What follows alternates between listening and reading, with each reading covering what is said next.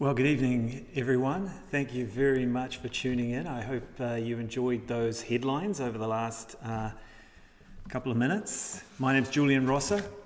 I am here broadcasting to you from the Aetherius Temple in London, and it's great to be able to present this event. Intelligent life exists in our solar system. As I say, I'm speaking to you from a temple. As you can see, there is a cross behind me. So perhaps if you're new to this, the idea of spirituality and extraterrestrial life, maybe that seems a bit strange, but hopefully by the end of this event, you will agree with my belief, at least, that this is really the perfect place for such an event. Before our civilization was able to have really good photos, before we had really good telescopes, before the Mariner mission from NASA that gave us some photos of Mars, for example, it was a bit easier to believe in the idea of life on the planets in our solar system. We couldn't see them. We didn't really know what they looked like. They were very far away. Who knows? Maybe there was people living on them. But of course, now that we have some photos of them, and especially even lately, even more photos, we can look at those photos and wonder, well, even at a glance, the obvious question is, where's the life? So why am I here presenting an event, Intelligent Life Exists in the Solar System? Well, that's a very good question, and hopefully you will have an answer to that by the end of tonight. So before we get into that, I would just like to talk to you a bit about what this event is. It's a King Yoga experience. Normally, in a pre-COVID world, we would have an audience, but tonight it's just myself and my lovely wife pressing all the buttons to make it all be broadcast. But the King Yoga experience, the King part, is because of a man by the name of Dr. George King. He was a master of yoga, a very unusual man in virtually every way, and especially in his dedication to spiritual truth. He was born on January the 23rd, 1919 in England. He was a psychic from a young age. He was a conscientious objector during the Second World War and served instead as a section leader in the London Fire Brigade during the Blitz. At one point, he practiced yoga for something like 8 to 10 hours a day for a decade. We're not talking about gentle, relaxing, peaceful kind of a yoga, but very advanced, difficult, strenuous, demanding yoga, sometimes dangerous yoga, and he really mastered all of the yogas, mudra yoga, mantra yoga, and so on. He developed, just to give you an example, he developed his power of concentration to an incredible degree. Now, concentration is an essential thing for advancement on the spiritual path. And he would do that. I mean, this might sound strange, but he would develop his concentration through exercise, such as concentrating on a keyhole for hours at a time. Now, that sounds very strange, but if you try doing it, you will see how incredibly difficult it is to do. Most people couldn't do it for minutes, let alone hours. Probably a lot of people couldn't even do it for seconds without thinking of a single other thing.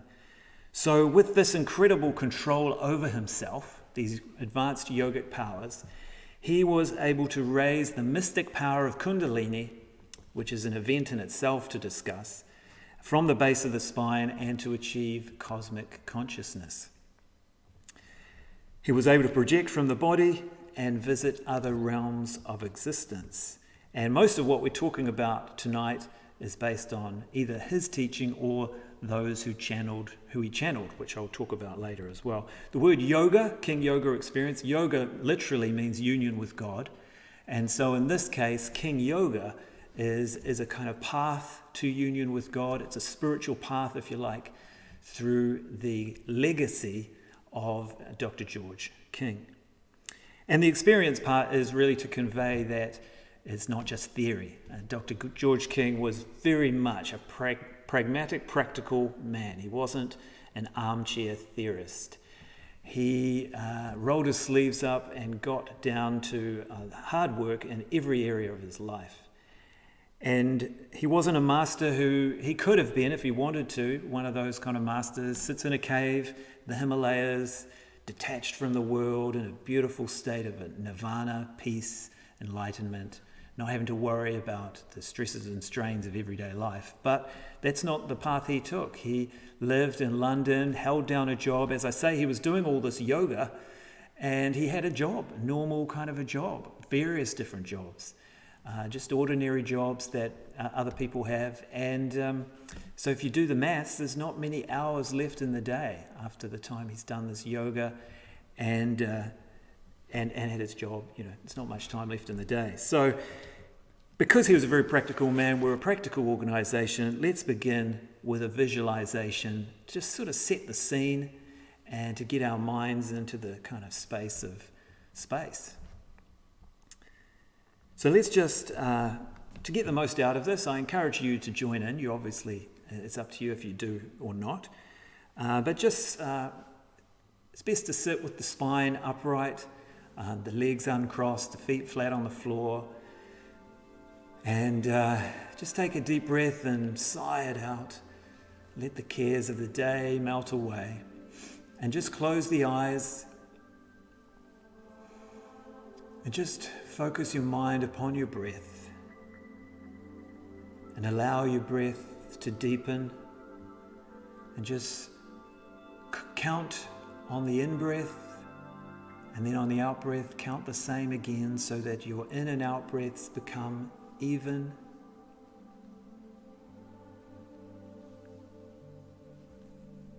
And just deepen your breath a little. Don't force it, remain comfortable. Just about getting ourselves into a relaxed state of mind.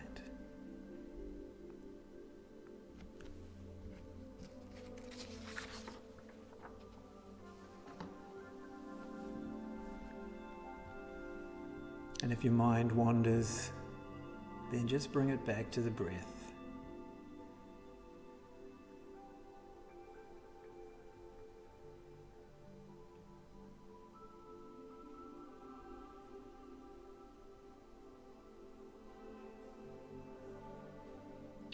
And then let's start to use our imagination now. Let's imagine that within ourselves, see if we can visualize one of the many, many atoms that exist within us. The protons and neutrons surrounded by a spinning electrons. The smallest part of us.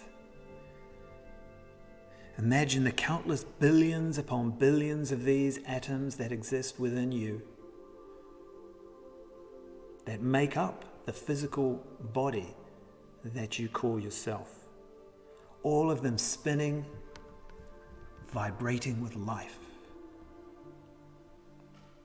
The same life that drives the electron in its orbit within the atom is the same life that drives the planets around our sun.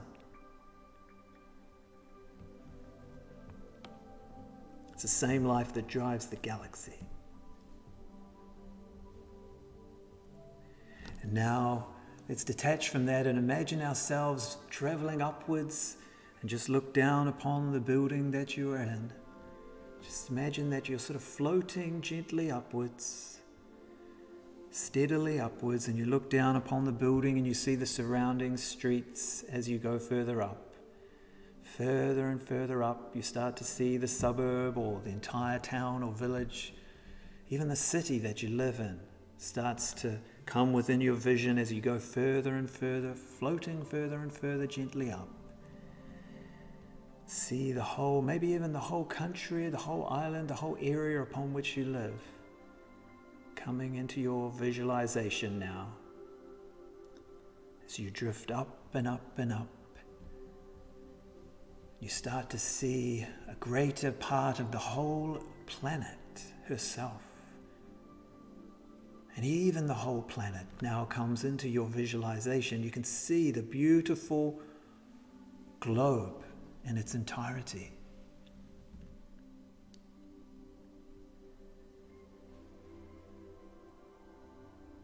And then as you travel further and further, you see the other planets. Even though they're far apart, you see Mars and Venus on either side of our Earth. You start to see the other planets and the mighty sun, the whole solar system stretched out, huge, vast distances between these planets. And then you drift further and further away, and even the solar system, even the sun starts to become small, tiny. It fades away, and you start to see the entire Milky Way galaxy stretched out before you.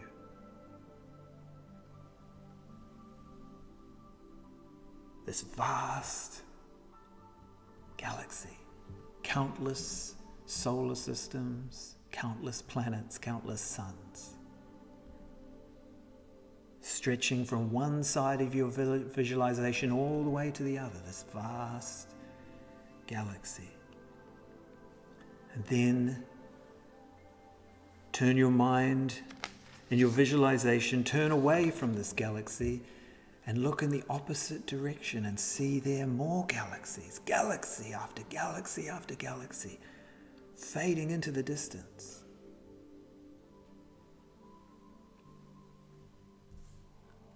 And within these galaxies, countless trillions of worlds,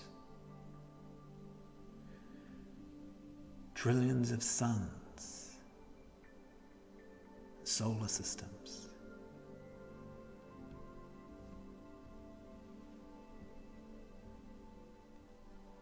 The vastness of space, and this is only what you can see in your visualization, but it stretches on virtually infinitely into the distance, in every direction.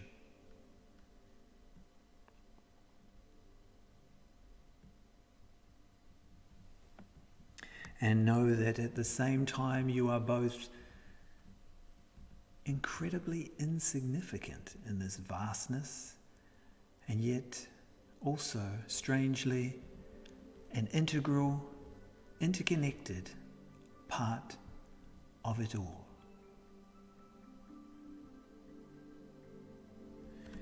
And then let's just detach from this and slowly come back, travel back down, back to Earth, come back down to the ground.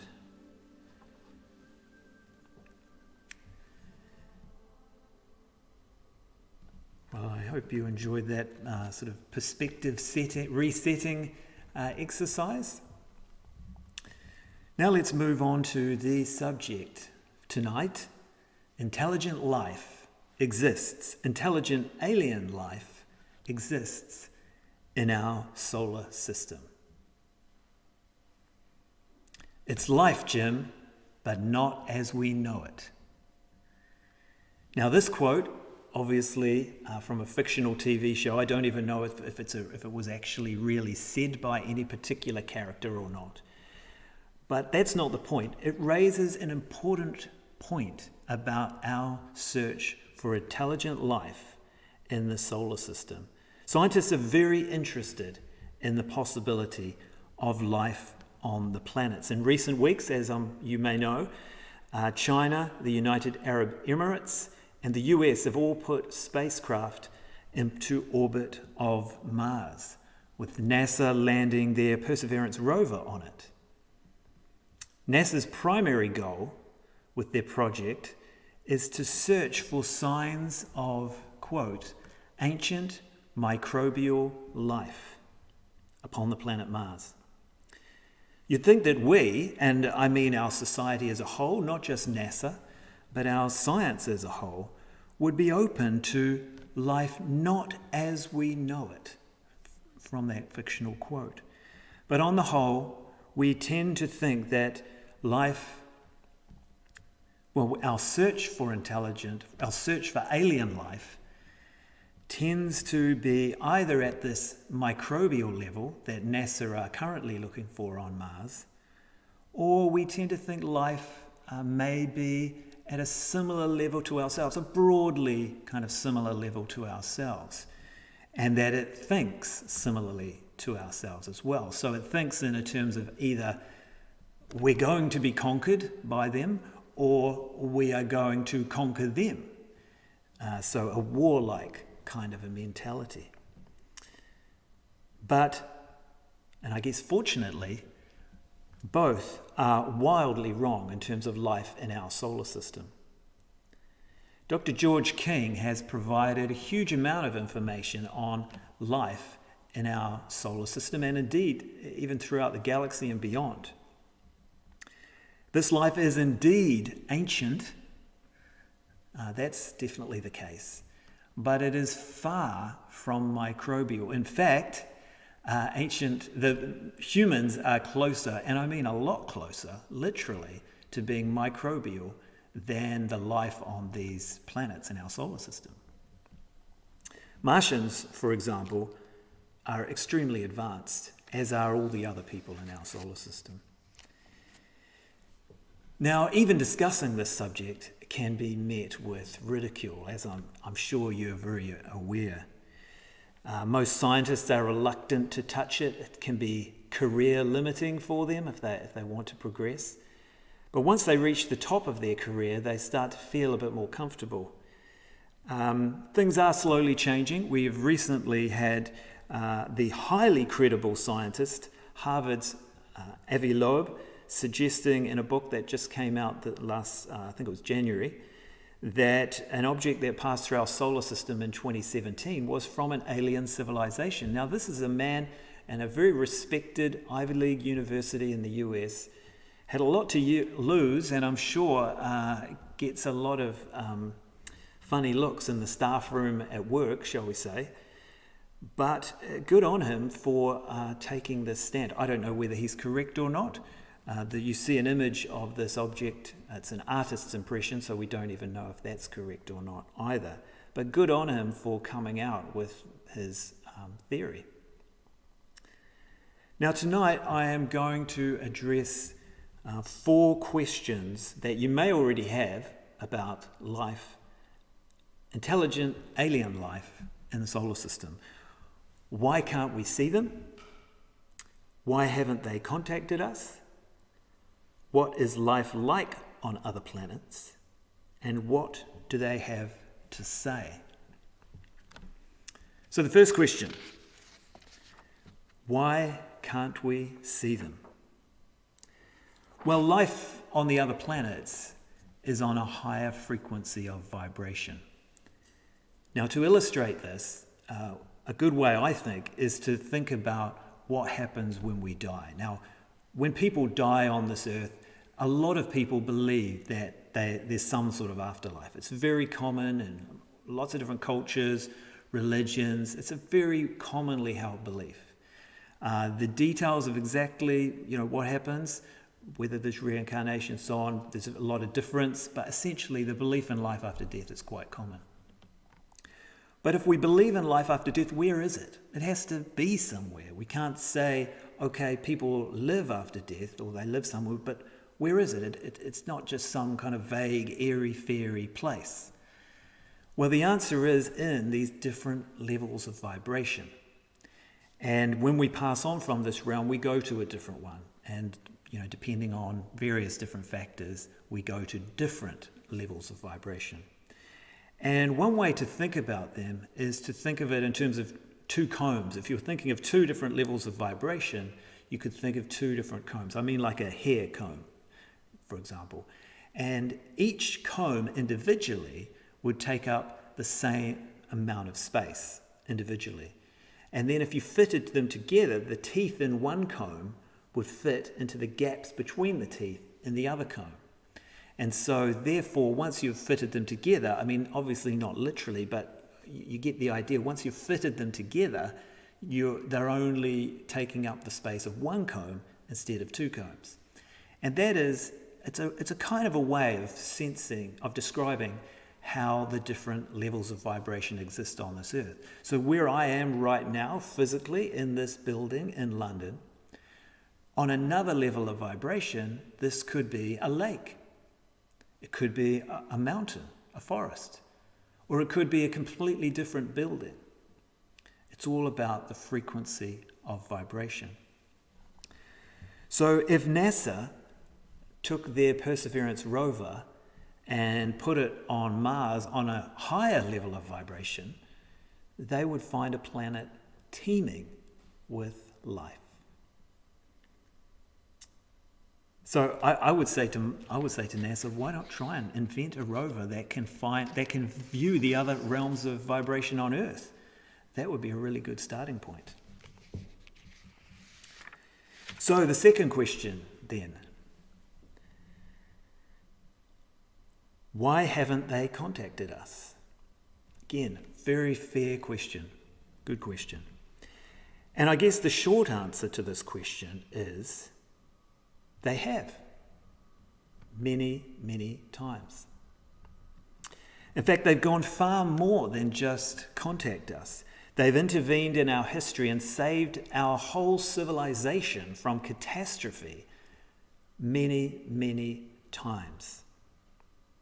Catastrophes are of our own making, I should add. Our civilization would be nothing like it is today if it was not for their interventions.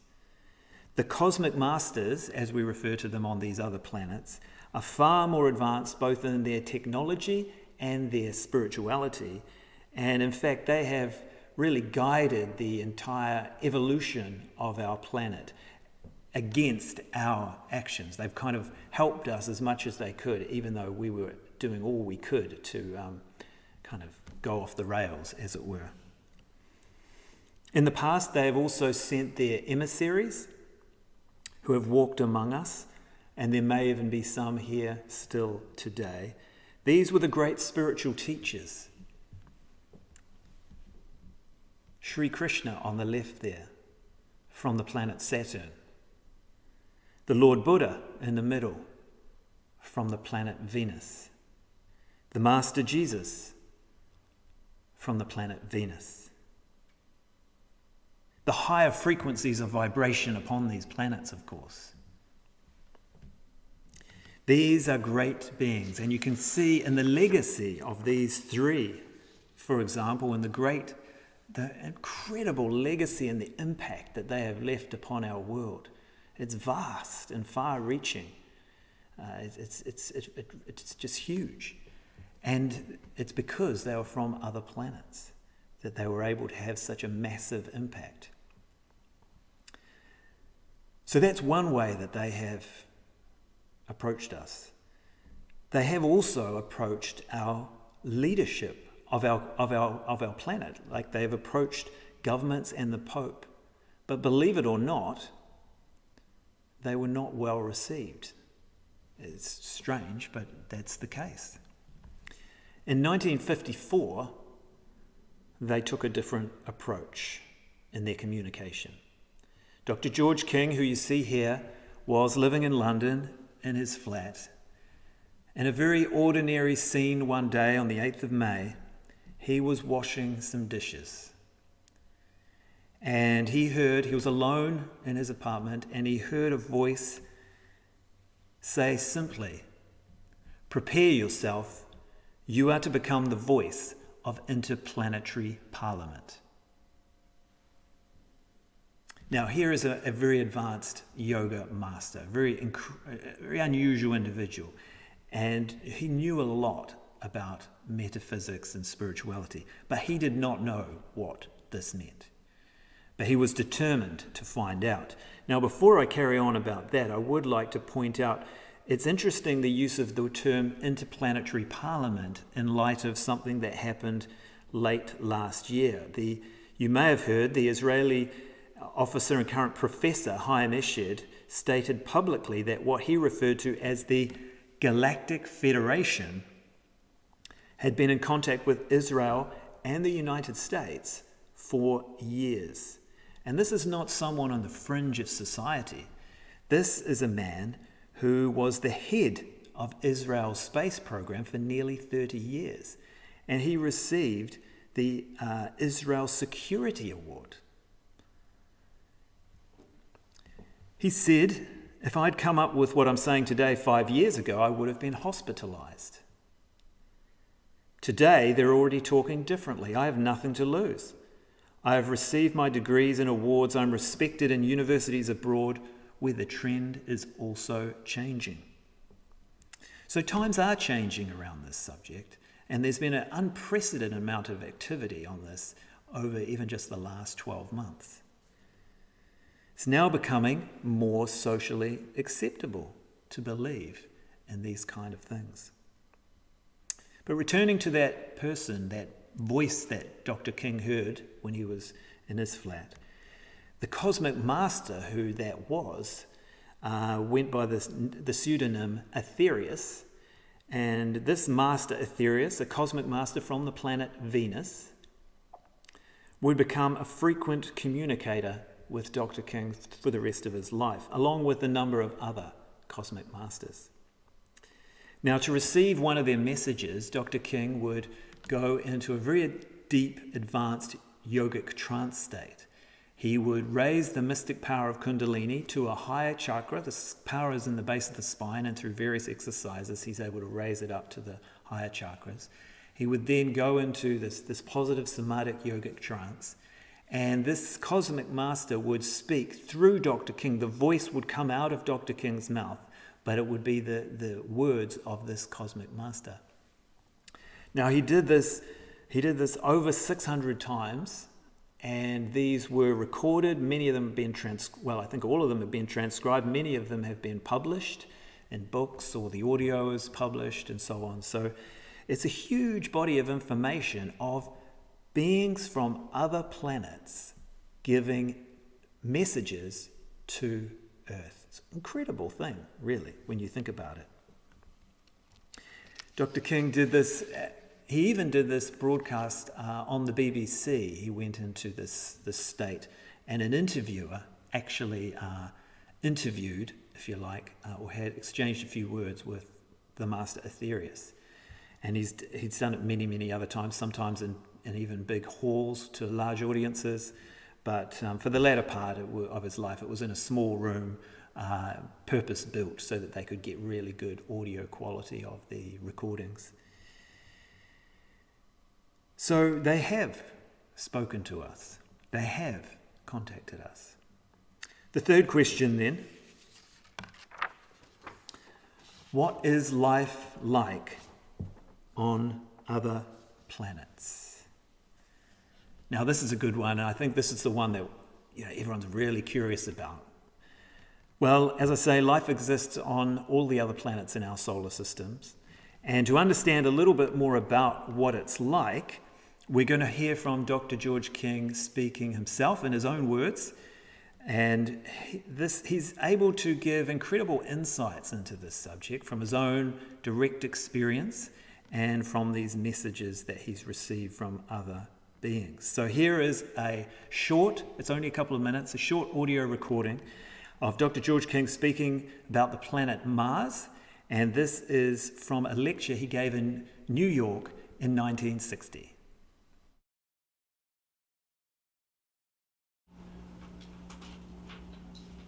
Mars is the great productive center of this solar system. By that I mean that a great portion, in fact something like 75% of all the spacecraft used in this solar system are made on the planet Mars. The Martians are very great engineers, highly skillful technicians. Their technical ability is millions of years ahead of that of Earth. But if you got hold of a flying saucer, turn it upside down, you would not see "Made on Mars" stamped on the bottom of it. Because these people have outgrown an economic and monetary system. They have outgrown a barter system which is almost as bad as money, as a monetary system. They have outgrown these things. They do not want anything at all from another person or another planet for making spacecraft. They don't make any demands at all, except that the spacecraft be used for rightful or spiritual purposes. That's the only demand they make.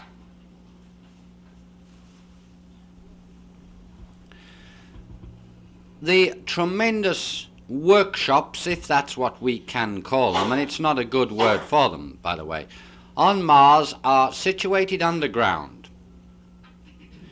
They are run by thought-directed robots. The machinery does not need any form of adjustment. It's self-adjusting if it does need adjustment. It does not need any form of lubrication, the like of which we use on Earth, such as oil and so on. The machinery is lubricated. It's lubricated with light. Don't ask me how it's done. I do not know, but I know that it is lubricated with light rays.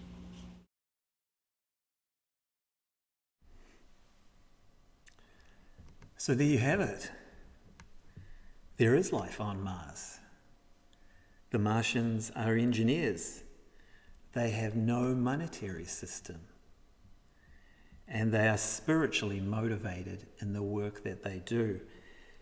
Now, interestingly, on that point about light being used as a lubricant, I was reading recently some researchers at the University of Pennsylvania in the United States, just in the last couple of weeks, have managed to levitate a small piece of plastic using nothing but light.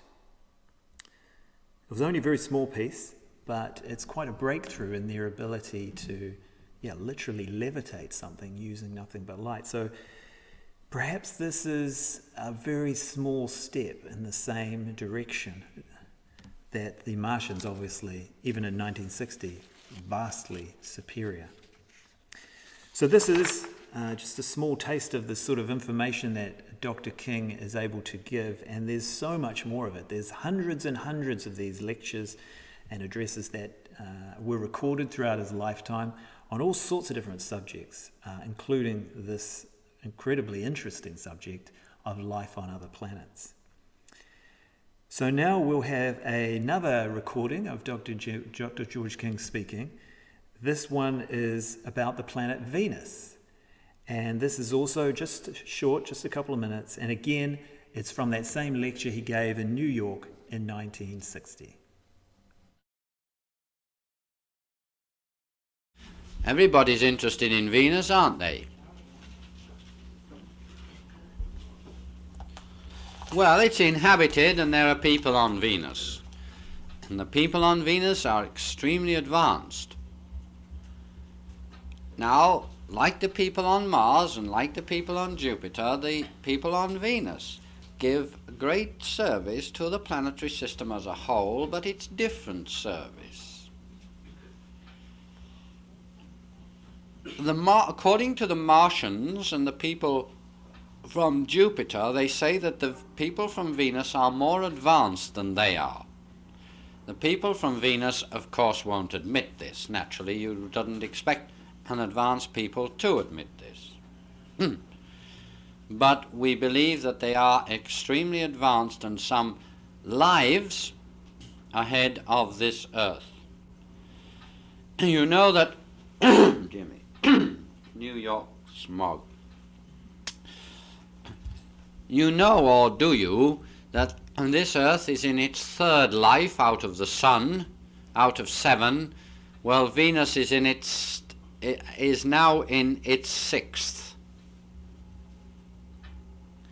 So this means a difference of hundreds of millions of incarnations they are above us, and hundreds of millions of years older if we are to take the lives of different planets, which have lives the same as we do, older than this Earth. But they're very, very beautiful people. Although they're people of great wisdom, vast, unimaginably vast power, they come to us with a spiritual simplicity which has to be understood to be appreciated. Jesus was one of them. Wonderful spiritual simplicity he displayed.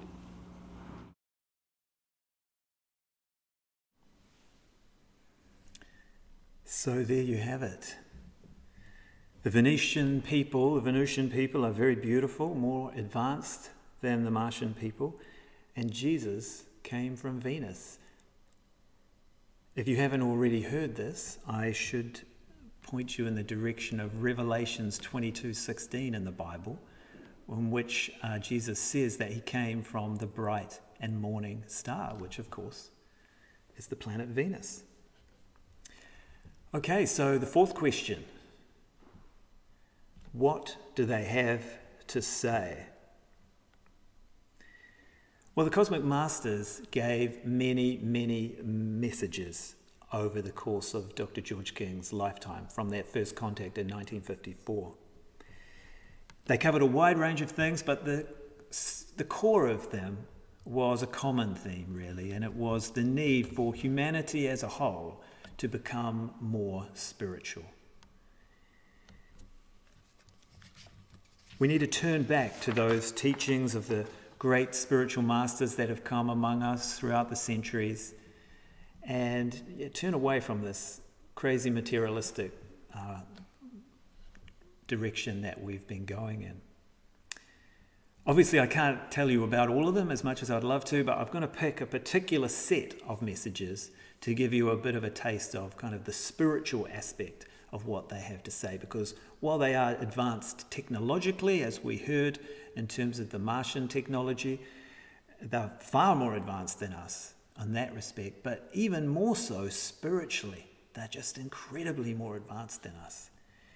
So I'm going to talk about a series of messages that Dr. George King received from a being known as Mars Sector 6. In 1961, he was living in Los Angeles, California at the time. And these are known as the 9 freedoms. You'll see them appearing on the screen at some point shortly.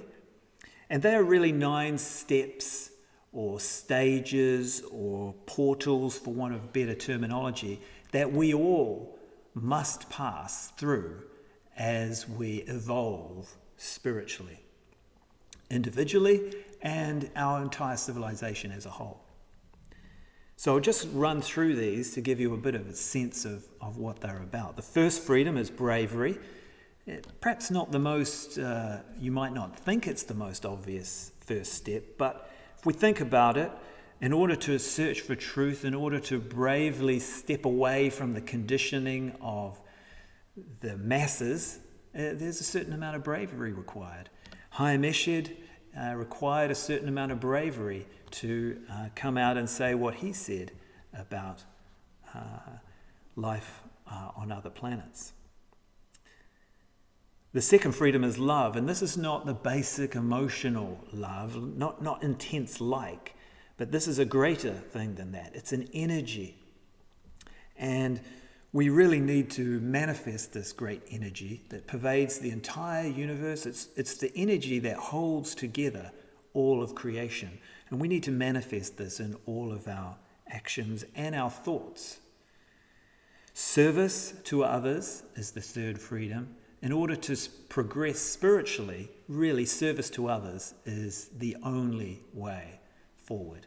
And in an interconnected world where we are all one, service is the only logical thing, really.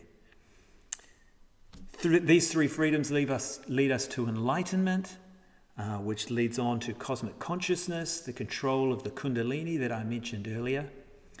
And once we can control the power of Kundalini and achieve this cosmic consciousness at will, then we're ready for the initiation of ascension. If you want to think of life of the earth as a classroom, and the initiation of ascension is kind of a graduation from that classroom. You've gained all the experience you need from the planet Earth, and you're ready to move on to higher spheres of learning, literally other planets. And so that's where these other freedoms come from. Interplanetary existence. We literally live on other planets, as strange as it sounds. And we can move on to the highest planet in this system, the Saturn, and then even to the very sun itself. And we can become the very radiations of the mighty sun. So it's absolutely incredible set of freedoms. It's an incredible story of where we are going in our spiritual evolution. Now, I would just like to read a brief little bit out of this book. I'd like to read a lot, but I'm only going to read a brief bit. And this is from the seventh freedom, which is the one that I said is called interplanetary existence. So these are the words of Mars Sector 6. The first planetary step taken through ascension from Terra will result in an introduction into either the planet Mars, Neptune, Jupiter, or Pluto. The next step, which is the second part of this freedom, results in an introduction to the planet Venus or the planet Uranus, where different experiences are gained. And then I'll just read another paragraph a little bit later on. He begins to study the smallest atom in space, the greatest sun in space. He begins to work towards the perfect singular vortex and the perfect vacuum. He is capable of experience in more than one system of dimension at the same instant. Yet he is not limited by a time continuum, as is terrestrial man. For interplanetary man is above time, because he is a part of it, not part of the result of change, as is terrestrial man, but a part of the change itself. So there's a lot to contemplate on. I don't pretend to understand all of that detail. It's an incredible book that answers a lot, but it also gives you more incredibly interesting questions. So the beings on these planets are spiritual. I mean, that's the big difference between them. They really live and breathe spirituality to their core. And they believe wholeheartedly in giving service to others. So in their example, following in their footsteps, before we go on to some questions and answers, I'd just like to invite you, it's optional obviously, to join in a short prayer with me. This is not a prayer to some old man with a beard sitting on a throne on a cloud. I'm being facetious there, but this is a prayer. This is more about allowing ourselves to be channels for energy to flow out to help other people on our earth. So if you'd like to join with me, then again, let's just sit upright with the feet flat on the floor again. And when we're ready, I will get the words on the screen so that you can either join with me or you can just allow the power to flow forth through you and just let me lead the prayer, whatever you choose. So what we're going to do is close the eyes and just visualize now from far up above you a beautiful stream of white light shining down upon you as though a great torch of power of white light has been turned on and it's flowing down through the top of your head and filling your entire body with brilliant, scintillating white light, pure white light. And then we're going to raise the hands into this position. And the reason I do this rather than this is because we have chakras or psychic centers in the hands and also in the heart. And this way we can radiate the energy out to the focal point of our prayer. So let's raise the hands like this and let's visualize this light shining out from us out to the direction of this prayer.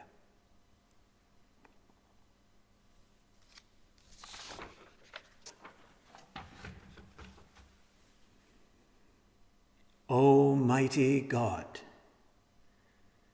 who is the creator of all things, we pray that your light may shine through us all so that we may transmit this unto the world.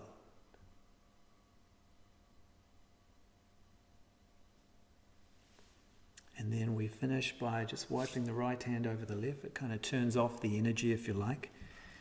Now, those words also were given by a cosmic master who spoke through Dr. George King. And in that case, it was the Master Jesus. Those beautiful words from a set of prayers known as the 12 blessings. And we have, after this, if anyone's interested, we have an online prayer service in which people will be saying all of those blessings together, starting at 8. So right now, let's move on to some questions. If you want to, you can ask a question and I'll have a look at it on my phone here. And hopefully there's lots of really easy ones that I can have no problems answering. But just give me a moment here to flick through and we'll see what we've got. And feel free to chime in now with a question.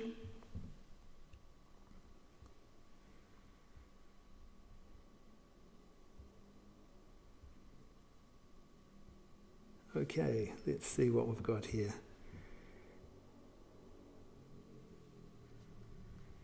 So someone's asked here, what do we think about the work of people like Dr. Stephen Greer, Ted Owens? I'm afraid, are their teachings compatible with Dr. King's work? Seem to be many parallels. That's a really good question. I'm afraid I don't know the work of both of those in great detail, so I can't compare specifics. But what I would say is Dr. King, although during his lifetime he was referred to as the primary interplanetary sort of channel, primary terrestrial channel for them to speak through, he certainly wasn't the only one. And he never claimed that. And there definitely have been, throughout our history really, other people who have had contact with extraterrestrial beings. Dr. King was unique in what he had to say, but he certainly wasn't the only one. So there's a lot of other people that are out there saying all sorts of things. You do have to be careful. I think Dr. King has incredible credentials, as I say, these incredible yoga practices. You won't even find people who will even say they've done anything. Well, I haven't found anyone who says they've done anything like that level of practice under those conditions.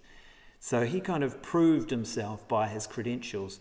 If people say they've done a weekend workshop and then they've suddenly, channeling masters from the sun or wherever, that's kind of obviously a different story. But I guess I'm not going to comment on those people specifically, but just to say, there's obviously a lot of other people doing good things out there in this space as well. Basically, anyone who's trying to say that there is intelligent, cosmic, spiritual beings living on other planets, they're helping the world by getting this message out there.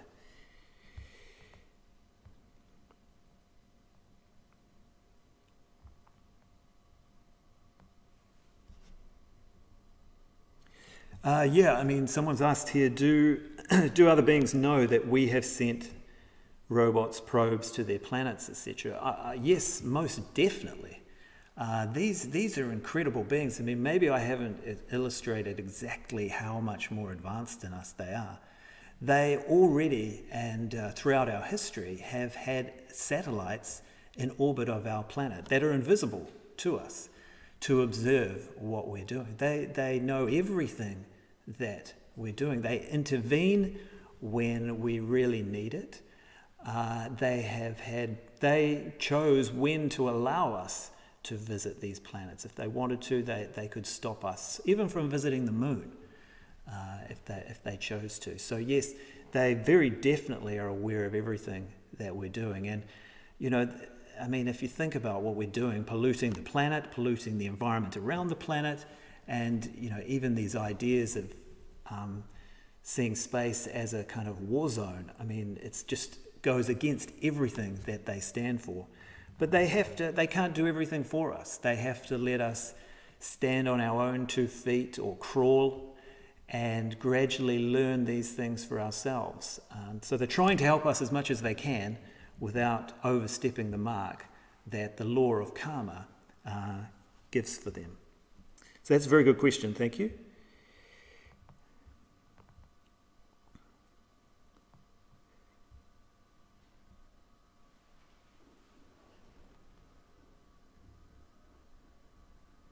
Someone says here, so does it mean that life is on Mars, but we simply cannot see it because our vibration is too low?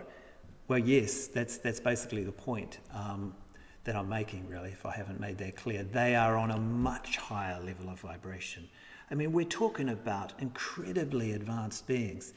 When I say that the Master Jesus, Krishna, and Buddha came to Earth, that wasn't the whole of them. It was just a very, very small fraction of their consciousness that they allowed to be born into an earth physical body, and they could go about, they were physical just like you or I when they were here. They could walk down the street and people would just, they just look like a normal person. But it's not the full consciousness. I mean, in me, I am my full consciousness. But for them, it's just it's a very, very small fraction of their consciousness. And even with that tiny, tiny part of themselves that they sent here, look what they did. So their true being is just vast.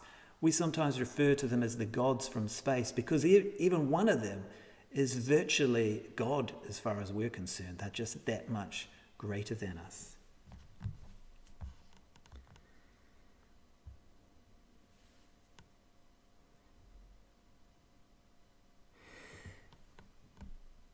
So someone says here, did other beings, I'm sorry if I'm not going in order, my phone's jumping around a bit. So did other beings Dr. King communicated with begin life similar to ours? Is our own world destined for futures like theirs?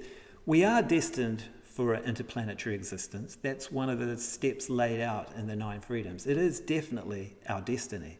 However, how long it takes us to get there is up to us. Now, it could take a long time, or it could take an excruciatingly, painfully, very, very, very long time.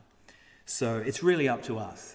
If we choose to continue down the atomic route, bombs, war, we're going backwards. We're not even going forwards in our spiritual evolution.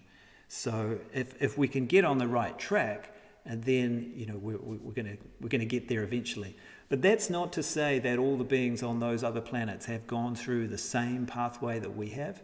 No, some of them haven't needed to. They haven't. The human race it's kind of it's not the brightest. It's not the head of the class, shall we say? We've gone backwards, and if you really look through our history, especially if you look at the history in the 9 freedoms, it talks about the history of Atlantis, Lemuria, Maldek, the civilizations that we destroyed through our atomic experimentation. We've got a lot to learn. And that was one of the issues that the Cosmic Masters were trying to get us to understand when they started communicating with Dr. King in the 50s and 60s, when there was a lot of atomic experimentation happening. And we're kind of at that 11th hour. We could have gone either way. Do we destroy our civilization again and repeat Atlantis and Lemuria, or do we come out of it? With their help, we fortunately got through that by the skin of our teeth. Let's see if I've got time for one more question.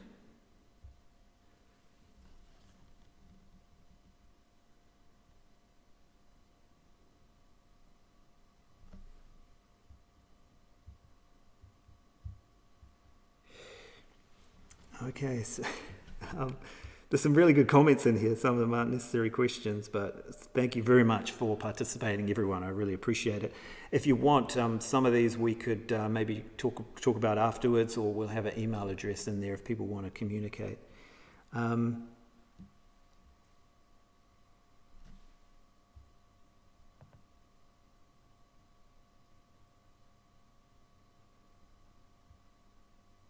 Someone says here, the model of the spacecraft used by Dr. George King during his talks was identical to the scout craft photographed by George Adamski in the 1950s and 60s. That's correct, yeah.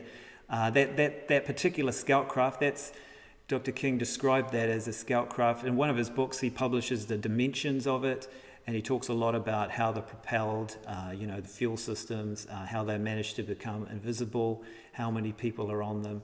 And those are at that time at least, were the most commonly sighted in the skies, those particular scout craft. So it's no coincidence that they were the same. And then lots of other people were also seeing them. And so Yeah, well, sorry, I can't carry on with all of those, but thank you very much for your engagement there. That's excellent. Maybe next time I'll try to put a bit more time aside for questions and answers.